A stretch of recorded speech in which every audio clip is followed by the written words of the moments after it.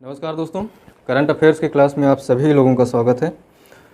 इस क्लास में हम पिछले एक वर्ष के जो घटनाएं हैं उन पे बनने वाले संभावित प्रश्नों पे बात करते हैं और उनसे जुड़े हुए कुछ व्याख्या जो जीएस के पॉइंट से भी महत्वपूर्ण है उन पे भी बात होती है। ठीक है, आज जो हमें प्रश्नों पे चर्चा करनी है आपके सामने है प्रश्न कह रहा है कि हाल ही में इकोनॉमिस्ट इंटेलिजेंस यूनिट द्वारा जारी global liveability index 2023। Liveability index क्या है? तो यह इंडेक्स जो जुड़ा हुआ है वो विश्व के उन शहरों को रैंकिंग प्रदान करता है जहां पर लाइवेबिलिटी यानी रहने योग्य शहरों की रैंकिंग है कि आप विश्व के किन शहरों में रह सकते हैं, उसकी रैंकिंग क्या है, वहाँ की जो सामाजिक आर्थिक स्थिति है, शांति कितनी ज़्यादा है, सुकून कितना ज़्यादा है, सुविधाएं कितनी ज़्यादा हैं, वो रहने योग्य है कि नहीं है, आंतरिक संघर्ष तो नहीं है, लड़ाई झगड़ों की संख्या कैसी है, वहाँ की साक्षरता क्या है। इन्हीं सारे आधारों पर शहरों को रैंकिंग दिया जाता है कि आप विश्व के इन शहरों में जा कर के आसानी से रह सकते हैं और बहुत बेटर लाइफ होगी आपकी, वहाँ पे बहुत सारी फैसिलिटी होगी, आपकी लगभग सारी ज़रूरतें वहाँ पूरी होती हैं। इन्हीं सारे आधारों पर कि भाई आप कितना, वैसे मानवीय नेचर होता है, मानवीय प्रकृति है कि वो एक बेहतर से बेहतर जगह चुनता है अपना आवास बनाने के लिए कि चलिए उस शहर में चलते हैं। अब कोई अफ़गानिस्तान के शहर में तो जाके बसना शायद ही कोई सोचे, या सीरिया में जा कर के बसना, लेकिन ऐसे बहुत सारे ऐसे शहर हैं जहाँ पर इस तरह के आंतरिक संघर्ष नहीं है।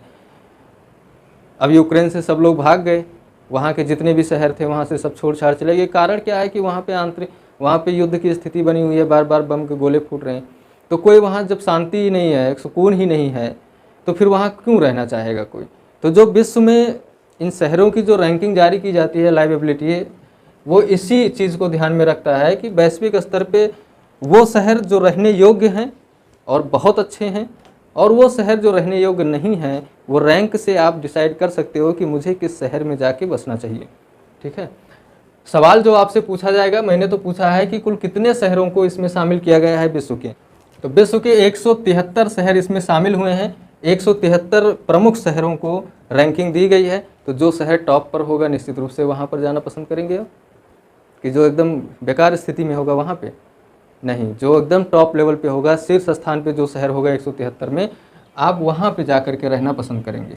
ठीक है, लेकिन इससे पहले कि इसमें और भी इस प्रश्न में अपने आप में कुछ और बातें छुपी हुई हैं। जैसे कि अगर आपसे पूछ ले कि लाइवेबिलिटी इंडेक्स कौन जारी करता है, एक प्रश्न आपसे ये भी पूछा जा सकता है कि लाइवेबिलिटी इंडेक्स कौन जारी करता है, तो ध्यान है इकोनॉमिस्ट इंटेलिजेंस यूनिट द्वारा जारी किया जाता है। ठीक है, इस बार जून 2023 में ये इंडेक्स जारी किया गया है, ये ध्यान रखिएगा। और इंडेक्स है क्या, तो ध्यान लिख लीजिए आप कि विश्व में रहने योग्य अच्छे शहरों की रैंकिंग है। ठीक है, ये इंडेक्स जो है वो रैंकिंग है किसकी?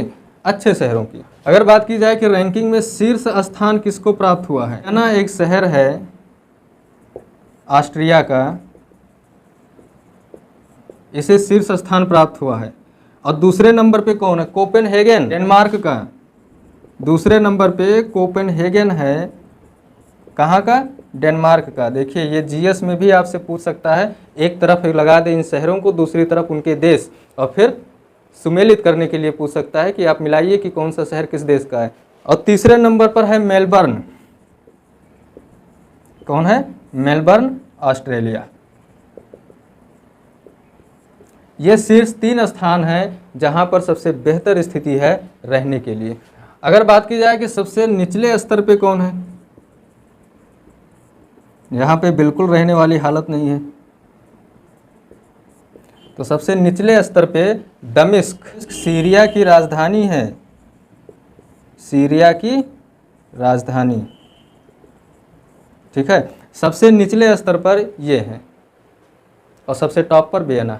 अगर बात की जाए कि भारत की क्या स्थिति है इसमें, इस रैंकिंग में, तो भारत के 2 शहर इसमें शामिल हैं। कौन से? दिल्ली और मुंबई। शहर तो 5 शामिल हैं, लेकिन थोड़ी सी बेहतर रैंकिंग मिली है किस किस को? दिल्ली और मुंबई। कौन सी रैंकिंग है? 141वीं। ठीक है। 141वीं रैंक पे भारत के 2 शहरों को रखा गया है, दिल्ली और बॉम्बे। अगर बात की जाए और शहरों की भारत की, तो चेन्नई है, इसको 144वीं रैंक मिली। अहमदाबाद है, इसको 147वीं रैंक मिली है। एक बेंगलुरु शहर भी शामिल किया गया है इसमें, बेंगलुरु, इसको 148वीं रैंक मिली है। ठीक है, ये चीज़ आप ध्यान रखिएगा। अगला प्रश्न है, हाल ही में जारी किया गया विश्व प्रेस स्वतंत्रता सूचकांक 2023 में भारत की रैंकिंग क्या है। ये भी सीधा प्रश्न है, एकदम पूछेगा कि भारत की रैंकिंग विश्व में जो प्रेस है, मीडिया, प्रेस मीडिया है, इसकी स्वतंत्रता को लेकर के क्या रैंकिंग दी गई है भारत को। ये जो विश्व प्रेस स्वतंत्रता सूचकांक है, ये करता क्या है, इस सूचकांक में इसका उद्देश्य क्या है। तो आप लिख लीजिएगा कि दुनिया के विभिन्न देशों में प्रेस की स्वतंत्रता के मूल्यांकन के लिए ये रिपोर्ट जारी की जाती है, मूल्यांकन हेतु। ठीक है, इस रिपोर्ट को जारी कौन करता है, ये भी एक प्रश्न आपसे पूछा जा सकता है। एक संस्था है, रिपोर्ट विदाउट बॉर्डर्स, जारी किया जाता है। ये फ्रांस की एक गैर सरकारी संगठन है, फ्रांस की गैर सरकारी संगठन है, यानी एनजीओ है फ्रांस के। चूँकि प्रश्न में पूछा गया है कि भारत की रैंकिंग क्या है, 180 देशों की सूची जारी की गई है। देशों में भारत 161वां है। ठीक है, और आंसर आपका डी सही होगा। भारत की जो रैंकिंग है वो 161वीं रैंकिंग है। तो फिर प्रथम स्थान पे कौन है, द्वितीय स्थान पर कौन है, तृतीय स्थान पर कौन है, ये भी जान लेना जरूरी है आपके लिए। तो प्रथम स्थान पर नॉर्वे, द्वितीय स्थान पर आयरलैंड और तृतीय स्थान पर डेनमार्क। अगर आपसे पूछ ले चौथे स्थान पे तो स्वीडन है। ठीक है, चौथा स्थान किसका है, स्वीडन का है। उत्तर कोरिया जो है ये सबसे निचले पायदान पर है, सबसे निचले स्थान पर। ये भी आप ध्यान रखिएगा कि उत्तर कोरिया है जो सबसे निचले स्थान पर है। इसका अर्थ ये होगा कि कोरिया में, यानी उत्तर कोरिया में प्रेस को स्वतंत्रता बिल्कुल नहीं है। और नॉर्वे में प्रेस को स्वतंत्रता 100% है, फुल स्वतंत्रता है, कुछ भी कहे, कुछ भी करे, कैसी भी रिपोर्टिंग करे। लेकिन भारत के बारे में, भारत को 161वीं रैंक पे क्यों लेकर गया यार। भारत में तो मुझे लगता है कि सबसे ज़्यादा स्वतंत्र है मीडिया। कहीं भी कुछ भी, किसी भी तरह की न्यूज़ आप पब्लिक पे आप देख सकते हैं। मीडिया सबसे ज़्यादा पावरफुल है भारत के इस समय। और रिपोर्ट में हमको मिला क्या है रैंक में, कि भारत की मीडिया स्वतंत्र नहीं है। ये कैसी बात हो गई, 161वीं रैंक दी गई भारत को। भाई आपको लगता है कि भारत में मीडिया स्वतंत्र नहीं है? मुझे तो लगता है कि भारत में मीडिया बहुत स्वतंत्र है। इसके बावजूद हमें रैंकिंग में अच्छा स्थान नहीं मिला है। इतनी स्वतंत्रता भारत में मीडिया को है इसके बावजूद। अब बात अगर देखी जाए कि 161वां है, ये जो 3 विकल्प हैं ये भी आप ध्यान में रखिएगा। 95वें स्थान पर नेपाल है, नेपाल। 135वां स्थान श्रीलंका को मिला है। ठीक है, और 150वां स्थान पाकिस्तान का है। मतलब कि पाकिस्तानी मीडिया भी हमसे ज़्यादा स्वतंत्र है। नेपाल, श्रीलंका, इन सब की मीडिया, इन सब के जो प्रेस है वो हमसे बेटर है। ये रिपोर्ट बताती है कि भारत में प्रेस मीडिया कितना स्वतंत्र है। ठीक है, तो प्रेस की स्वतंत्रता भारत में बड़ी दयनीय स्थिति में है। कहीं ना कहीं प्रेस वालों को इसके बारे में सरकार से बात करनी चाहिए कि भाई हमको स्वतंत्रता दो। समझ में नहीं आ रहा है अभी और कितनी स्वतंत्रता चाहिए मीडिया को। एक बार और देख लीजिए कि हाल ही में जारी किया विश्व प्रेस स्वतंत्रता सूचकांक 2023 में भारत की रैंकिंग क्या है। तो भारत की रैंकिंग दोस्तों 161वीं है। 95वां रैंकिंग नेपाल की है, 135वां श्रीलंका और 150वां पाकिस्तान है। ये दुनिया के विभिन्न देशों में प्रेस की स्वतंत्रता के मूल्यांकन को प्रमुख रूप से मूल्यांकन करती है।